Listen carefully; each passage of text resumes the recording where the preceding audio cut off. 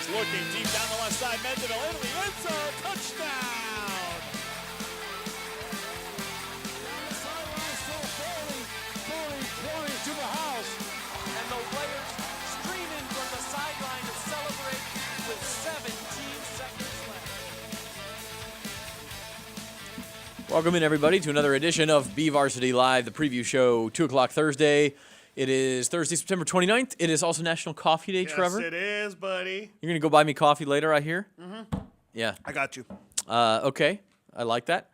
So who do we got Garces in the show today. Garces football's on a roll. They're coming off a bye. We got them in the show. Connor Bruce, Cameron Roberson, They're chilling in the green studio. room right now. Yep. AJ Gass is here. We got Andy Bogard from the Fresno Bee. So we got some. We'll have a lot of knowledge from the north part of the section to kind of gauge exactly what we've seen now that we're finishing up the non-league slate. I talked to Andy after Friday night, after watching Central destroy Ridgeview, after they destroyed Frontier and Liberty and Sunnyside the previous 3 weeks. And Andy, I can tell you right now, is very much on the Central wagon, as he should be. But I'm not just talking about this year. He thinks they are historically good. Now, I have my doubts about that just because they did lose a game, and they lost by 3 touchdowns to open the year. And I think there's so much but with that loss. There is. So much but. And that's why I told him, I think you can make excuses for that loss in terms of who's number one this year.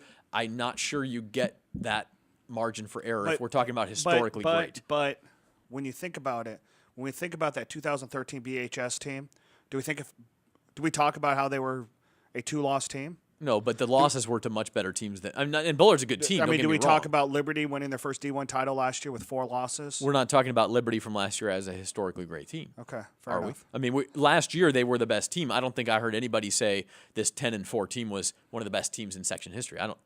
Fair enough. And so they that's had one of the best runs once they got into league and all the way through the D1. Yeah, they were dominant in the playoffs, and Central certainly could be dominant. And if they keep playing like this and they beat everybody by 35 points by the end of the year and they win a state title, yeah, I'm forgetting about that first loss. But to me, we're only 5 weeks into the season, and so that's still 20% of your sample size. And when we say but, obviously, we need to preface that they did not have a scrimmage because of bad air quality because there was a fire up in Fresno. Mm-hmm. And then they were ushering in a sophomore quarterback who we have seen. You've seen him, twice now live? Trent Tompkins. He's really good. Yeah.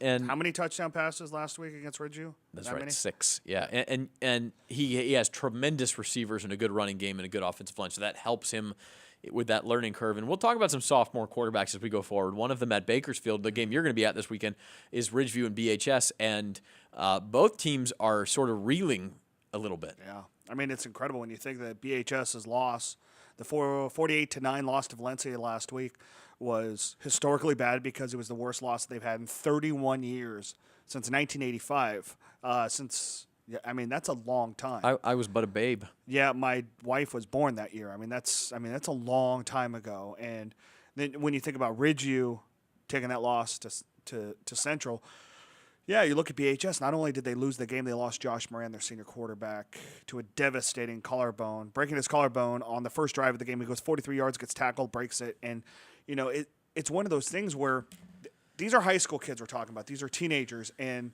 that really did just take the air out of the sails, really, for the Drillers that night. When you lose your leader, this guy who really has done everything right to get to this point, and then his senior year is gone after he lost his junior year to the same injury.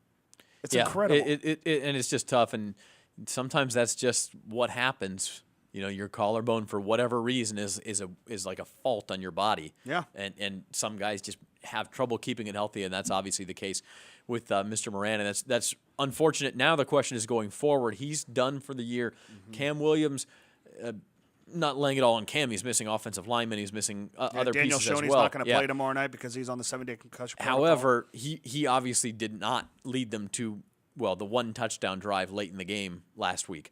He's going to have to do more than that with that offense. The whole offense is going to have to do more than that moving forward. However, they're going to get a full week to prepare this week, more moving forward to prepare with Cam Williams at quarterback.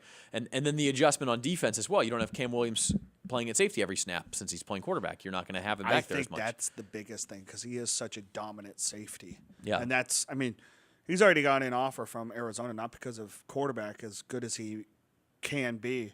It's because of his play at safety. Right, and to me, I think the fear is if you're Bakersfield, you go back to the way the offense was the last couple of years with where you were having trouble throwing the ball. Yes, you had good athletes at quarterback, and occasionally they could bust out big plays. But unfortunately, against good teams, if they know what's coming, it doesn't matter how good the player is. If they know what's coming, they're going to stop it.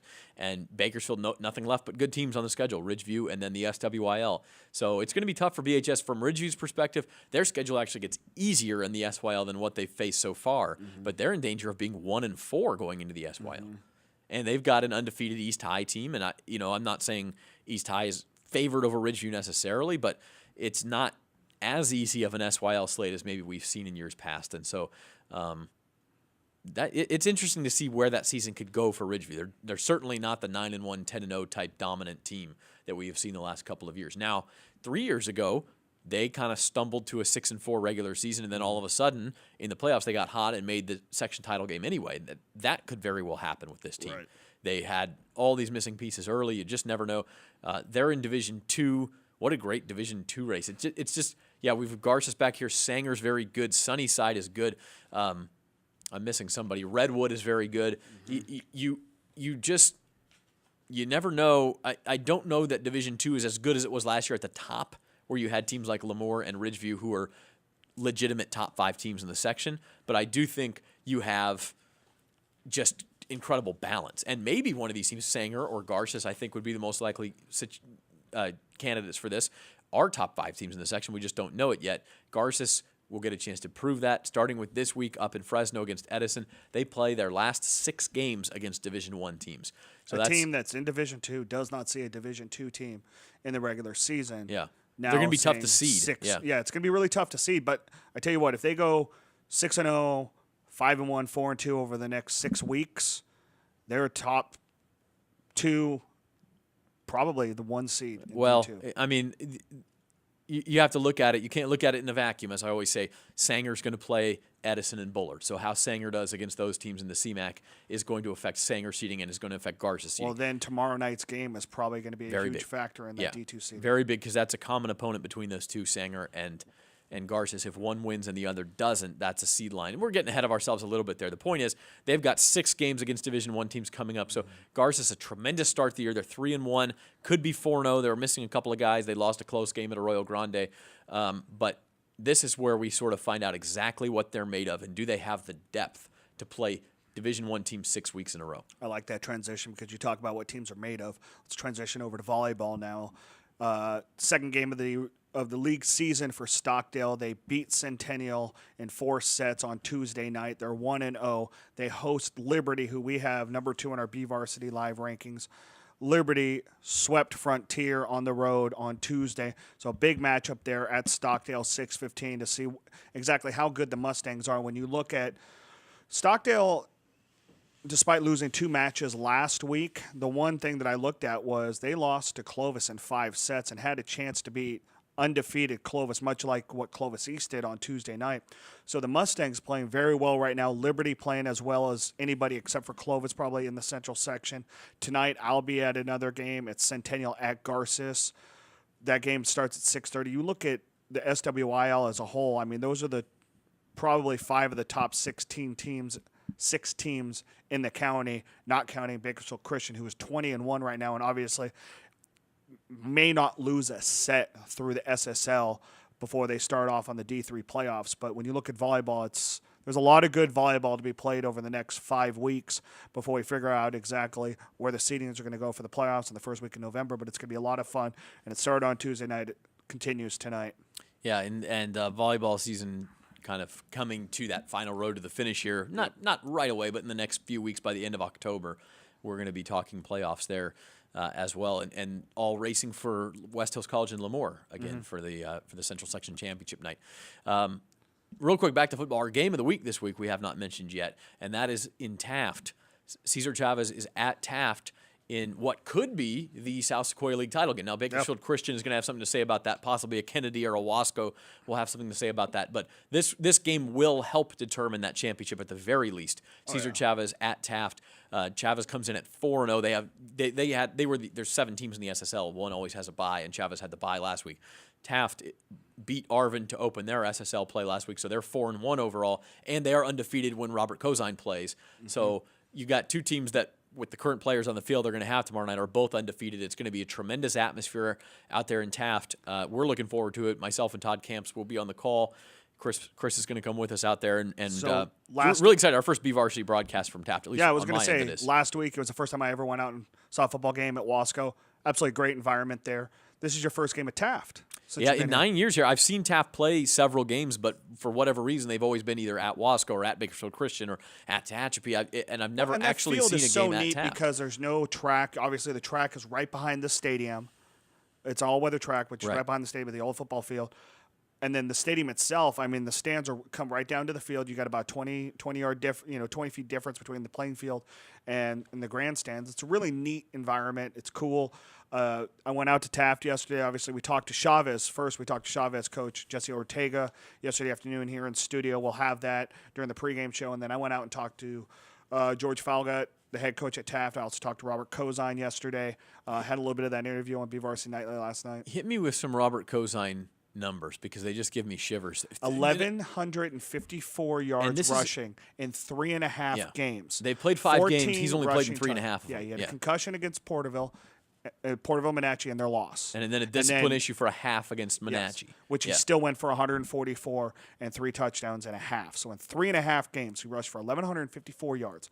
That's 288.2 yards per game. You take that half a game away, you do the math, he's like 311 yards per game. And he's not the only one on that Taft team who's running wild either. Right, yeah. Fanu, Maui, it's Sete Fanu, but all of his buddies call him Fanu. That guy plays well. I mean, he's got a big line.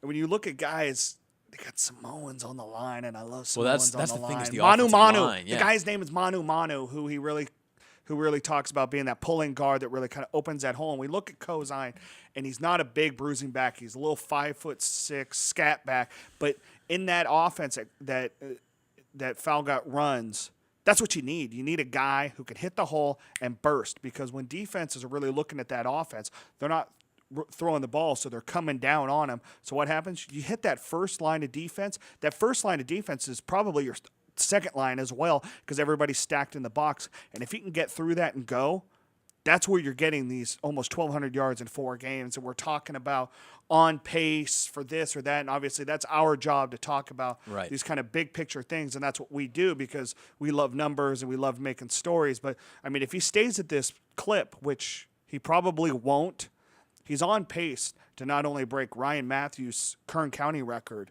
he's on pace to break the Central Section record if Taft can get, basically into the semifinals or the finals in D4. It'll be very interesting to see what he can do. And it's starting tomorrow night, the schedule gets tougher. They still have Bakersfield Christian to play, they still have Wasco to play, still have Kennedy to play. And I don't even care if he gets to 2,000 yards. That's an incredible season. Yeah. Anyway, well, and he's going to get there, I think, without a doubt, if he stays healthy. Yeah. With Cesar Chavez tomorrow, that will be difficult. Chavez, that great defense. So we got the pregame show on at 7:00 tomorrow, and you'll have Trevor's conversations with Jesse Ortega and George Falgut, and then the kickoff at 7:30 on our broadcast on Bakersfield.com tomorrow, and ESPN Bakersfield 12:30 a.m. What's up with your shirt, by the way? It's kind of like one of those Magic Eye things. It's kind of making me dizzy over here looking at you.